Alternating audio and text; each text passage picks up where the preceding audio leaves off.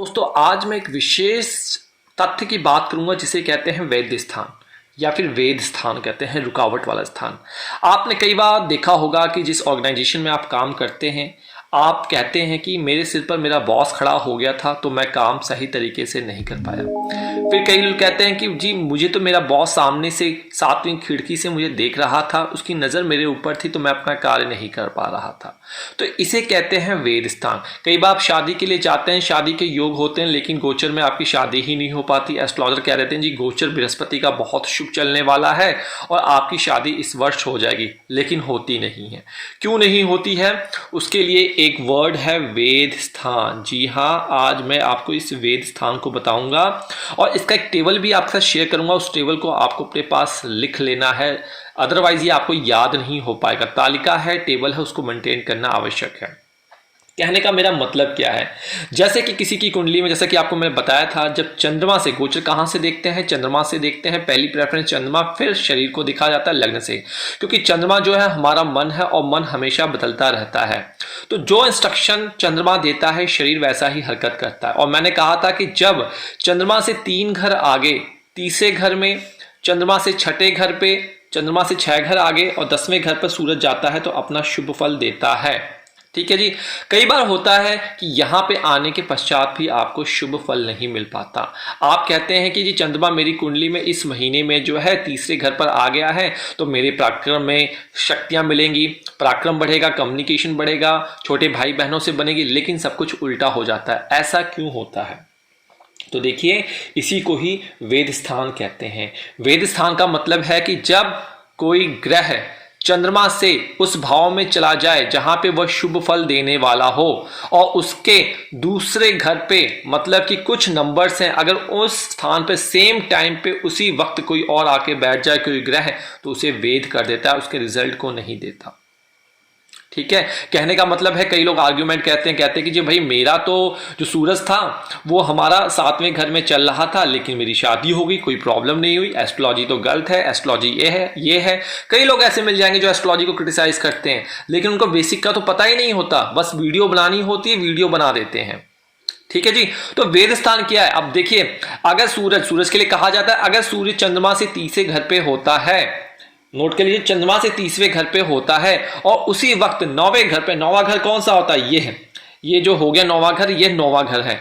उसी वक्त चंद्रमा से 9वें घर पर कोई प्लेनेट आ जाता है तो आपको तीसरे घर से रिजल्ट नहीं मिलते हैं, बाधित हो जाते हैं, रुक जाते हैं। कहिए राधे राधे। चैनल को सब्सक्राइब कर लीजिए, नोटिफिकेशन बेल को दबा दीजिए।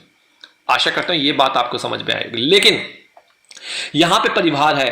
देखिए, सूरज का जो बेटे हैं शनिदेव हैं। ठीक है, नोट कर लीजिए, सूरज के बेटे कौन है? शनिदेव। अगर शनिदेव आते हैं तब परिहार हो जाता है। शनिदेव को परिहार का इसका दोष नहीं लगता, वेद स्थान पे दोष नहीं लगता।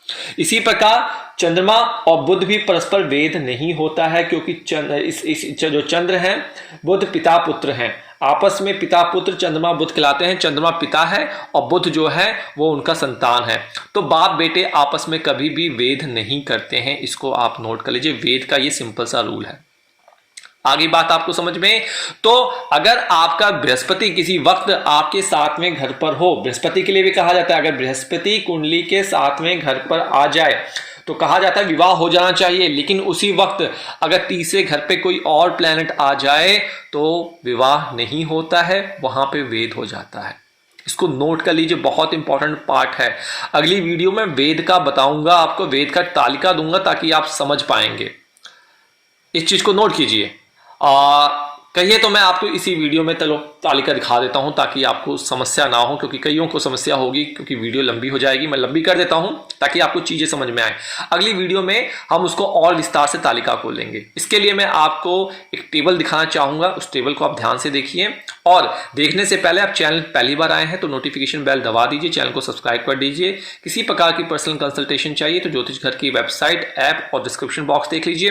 फ्री में एनालिसिस चाहिए तो कमेंट बॉक्स में पूछ सकते हैं, नहीं तो इंस्टाग्राम पे अपना चार्ट, विंशोत्तरी दशा और एक क्वेश्चन एक कोड के साथ शेयर कर दीजिए। ये कोड आपको हमारी वेबसाइट और ऐप से फ्री ऑफ कॉस्ट मिल जाएगा। अब मैं आपके सामने यहाँ पे एक रखता हूं टेबल जो कि वेद के बारे में बताएगा। यहाँ पे मैंने आपके समक्ष ये चार्ट लगा दिया। देखिए यहाँ पे क्या लिखा हुआ, नोट कर लीजिए।